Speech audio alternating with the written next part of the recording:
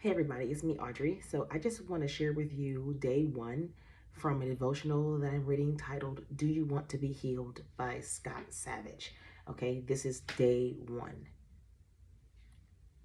The headline reads, sometimes when we're hurting, we get so used to our pain that it becomes part of our identity. When I was a kid, I thought grown-ups had all the answers. I thought they were geniuses who always knew what they were doing. If you're a grown up living in these times, you know how wrong I was back then.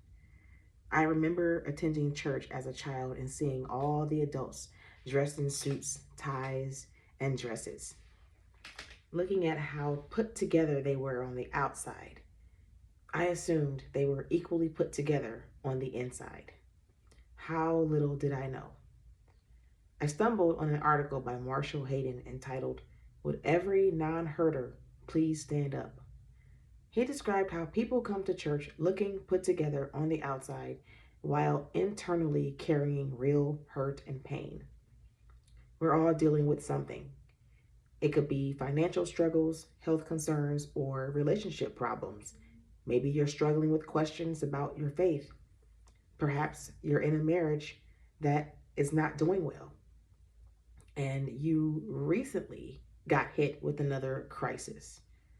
Or you might just be exhausted and worn out, wondering when you'll ever get a chance to rest. I want you to finish this sentence. I wonder if Christ could heal my. Put a word in that blank. What's that place where you're praying Christ would bring his healing power? In John 5, we find Jesus encountering a man who had been an invalid for 38 years. This man was at the pool of Bethesda, which means house of mercy. He was brought there with the expectation that he might experience healing, but he had been waiting for 38 years, a little less than my lifetime. That's a long time to battle a problem or struggle. You may have been wrestling with your issue for weeks, months, or even years. If so, take comfort in knowing you are not alone.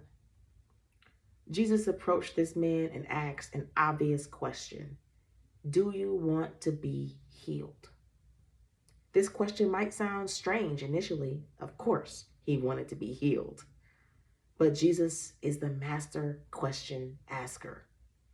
His questions cut to the heart of our condition and reveal our deepest needs. Sometimes when we're hurting, we get so used to our pain that it becomes part of our identity. We may even develop coping methods that, while not ideal, have become comfortable.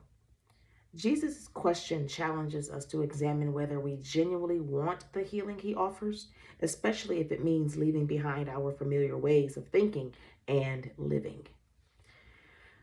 What would you say if Jesus asked you that question today? Do you want to be healed? The answer might not be as straightforward as you think. Because to find healing, you first have to acknowledge you're sick. I have to say that again.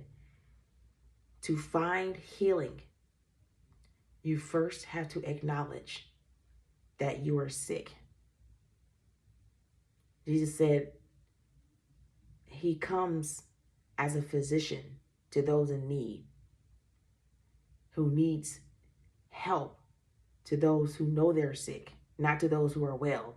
I paraphrase in so many words. But that's why he came.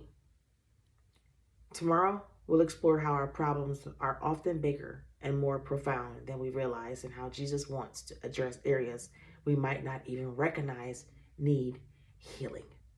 Okay?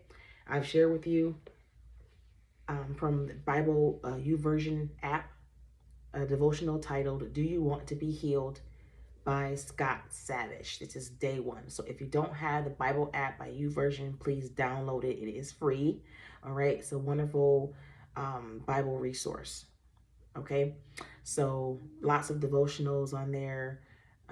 Of course, the Bible. I mean, it's a wonderful Bible app, and I love it. Okay, so take care and be blessed.